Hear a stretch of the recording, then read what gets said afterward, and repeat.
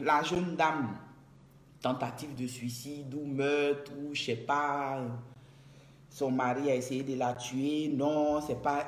Et puis, ça m'a fait un déclic. Ça m'a rappelé un pan de ma propre vie que je vais essayer d'expliquer ici en survolant.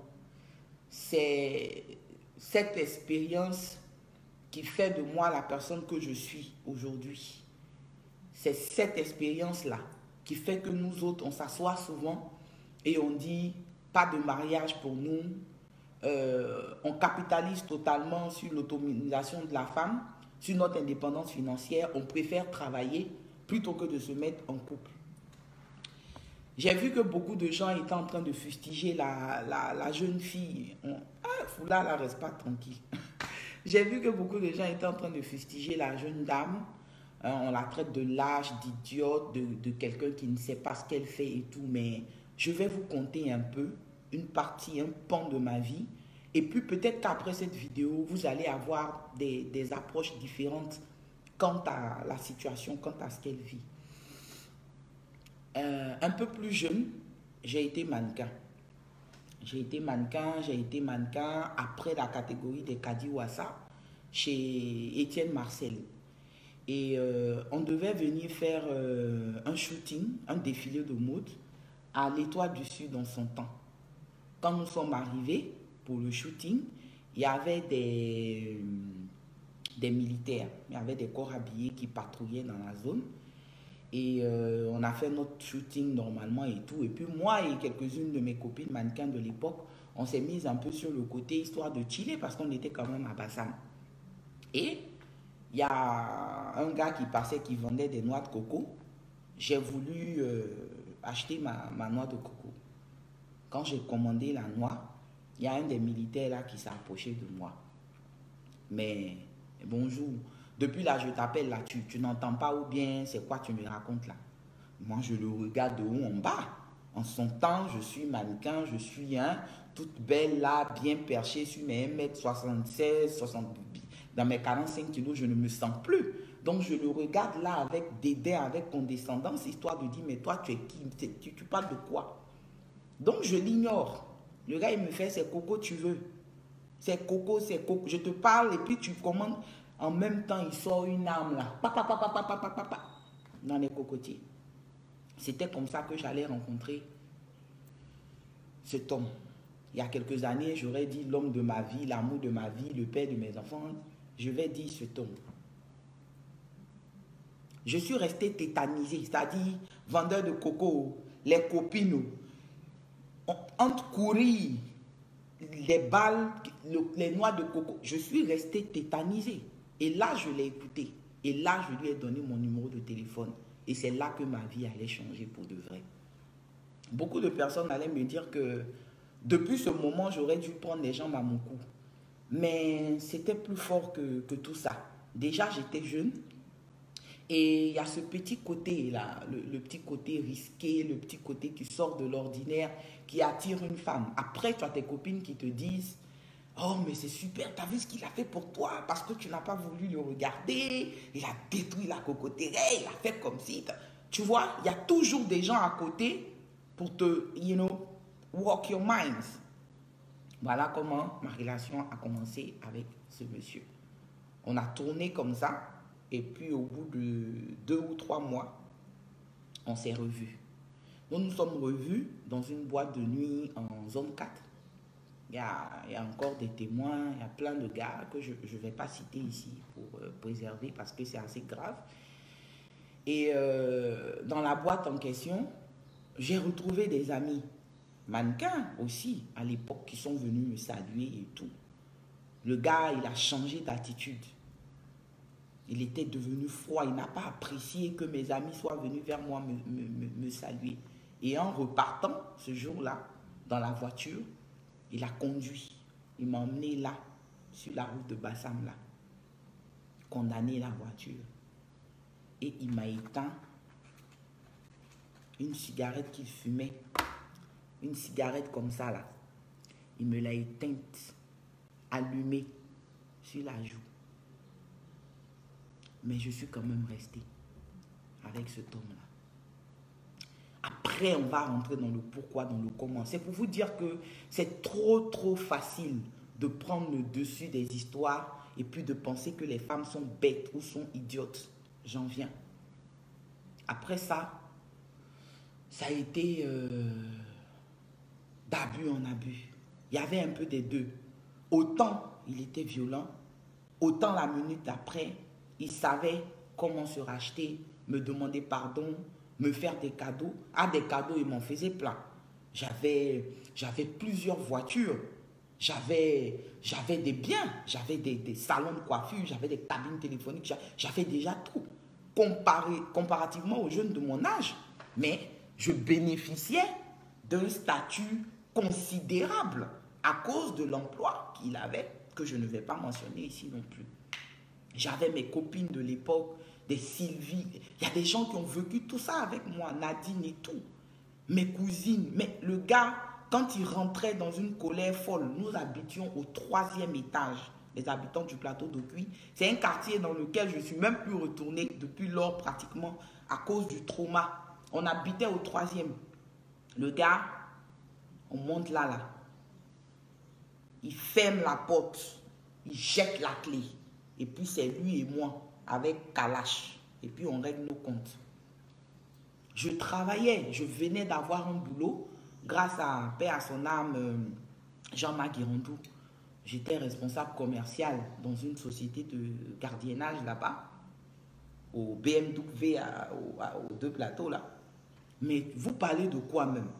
Quand il m'appelle, que je ne décroche pas, il appelle la secrétaire, Tata Merino. Si elle lui dit non, asse-toi en meeting, il appelle mon patron. Il peut appeler tous les 35 employés là pour savoir ma position. Et il fallait seulement qu'une version soit différente là. Moi, je suis morte. C'est-à-dire quand je finis ma réunion et puis on me dit, ah, il a appelé, moi je lui ai dit que tu étais en meeting. L'autre dit là-bas, ah, moi je pensais que tu étais allé en clientèle. T'as dit, je suis là comme ça et puis je tremble déjà. Si je suis enceinte, je perds les os. Tellement la peur est forte. Quand je rentre chez moi à midi, le gars est à la porte.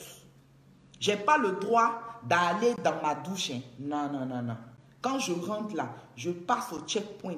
Je me déshabille entièrement. Quand je vous dis, je parle, hein, je me déshabille à la porte.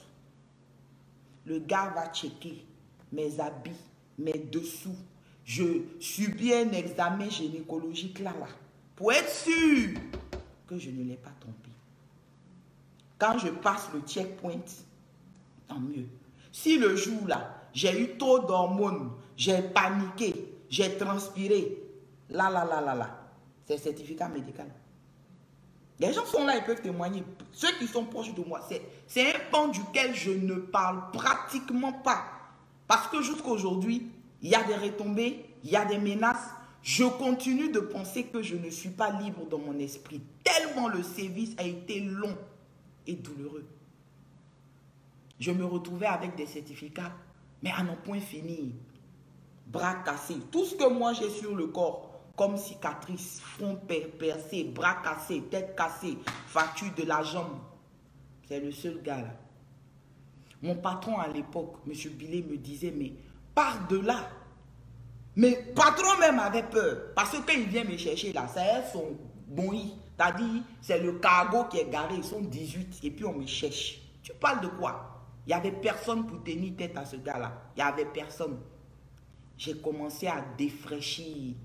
Mais quand je vous dis défraîchir là, mannequinat même je faisais, ça allait. J'avais eu un prix à l'époque pour aller, j'étais eu avec les Rama et autres là, j'étais une des rares qui avait eu un prix en son temps pour aller bosser pour Elite Modèle. Mais c'est bloc. Tu as passé où?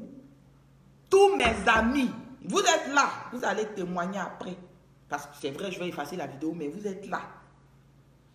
Tu viens même, tu es en train de me rendre visite là. Le gars là rentre.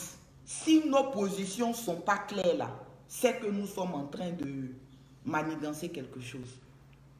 J'ai vécu une vie où moi, ma vérité là, ça se décidait à la roulette russe. C'est-à-dire, il prend le flingue, il met une balle dedans et puis on est assis. tu me trompes. Et puis tu tires. Si c'est vide, non. Mais vous ne pouvez pas imaginer ce genre d'abus. Mais par derrière, il y avait quoi? Parce que nous étions mariés. Ah oui, nous étions mariés. Par derrière, il y avait quoi? La famille même là, les gars ne sont pas prêts. Déjà, tu n'as même pas le poids d'aller le dire. On te voit aujourd'hui. Tu as une situation sociale, tu as un boulot, tu as des biens, tu as des voitures, tu t'offres des voyages, tu as tout. Tu es l'envie même de tes amis. Les gens ne savent même pas ce que tu vis. Ils ne savent pas que tous les jours, moi, on me fait un examen gynécologique pour savoir si j'ai trompé. Les gars ne savent pas que quand je rentre la nuit pour dormir, mon mari ne dort pas. Il ne dort pas. Il sait que de ma maison à mon salon, ça fait tel nombre de kilomètres. 3. Il sait que de mon salon, je vais checker mes cabines et mes ceci, ça fait 5. Jusqu'à mon bureau, ça fait 10 km. Donc, aller-retour, là, c'est 20 km. À 3 h du matin, quand je suis couché, là, Moron est en bas. Souvent, je regarde, je vois à travers le balcon, il est dans mon véhicule en train de remarquer mon kilométrage. S'il remonte là, s'il a fait 2 km de plus, ou bien il a fait 2 km de moins, mais vous rigolez. Vous ne pouvez pas imaginer, en fait. Tu ne peux pas te confier. Tu ne peux pas en parler parce que les gens, ils regardent ce que tu as. On regarde ce que tu as acquis.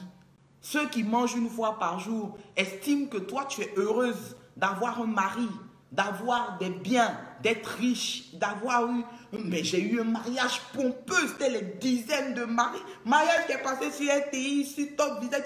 Ce n'est pas du jeu.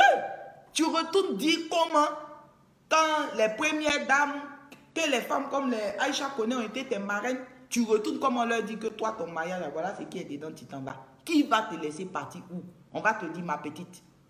Nous-mêmes, là, c'est comme ça on a fait. Il faut t'asseoir, il faut supporter. Donc, je suis dedans. Ça me ronge. C'est les gens qui rendent la paix à son âme, les billets. Quand ça chauffait, Serge Mané, mon ami qui bossait à Showbiz, Jean-Claude, j'y s'est tapé aujourd'hui, DJ au Biblos, au Mali. C'est ceux-là qui me cachaient. Sylvie, Othélion, elle est aujourd'hui à Paris. C'est ceux-là qui me cachaient. Nadine Gueux, Dancy Koji. Mais j'étais une fille tout le temps défigurée. Comme si c'était affaire de Mike Tyson. Même mes amis. Il y a un jeune que jusqu'à aujourd'hui je recherche. Il s'appelait Mustapha. J'ai croisé Mustapha en boîte. Mon époux était là. On a échangé 2 secondes. Je vais aux toilettes. Mustapha rentre. Le gars nous suit. Voilà homme, voilà femme. Mais voilà quoi. Dans sa tête là, on était venu échanger de numéros bien. Il a laissé le gars pour mort. Là, dans la boîte là. La boîte est là. C'est elle toujours là. Je connais le propriétaire. Le cas là, c'est elle là. Je n'ai même pas pu me renseigner sur l'état de santé de Mustapha. Parce que ça sous-entendrait déjà que j'avais autre chose pour Mustapha. Je vivais dans la peur constante. Ça n'allait plus. Des menaces. Et même quand les amis viennent te donner des conseils, ce n'est jamais des conseils salvateurs. C'est toujours pour t'enfoncer.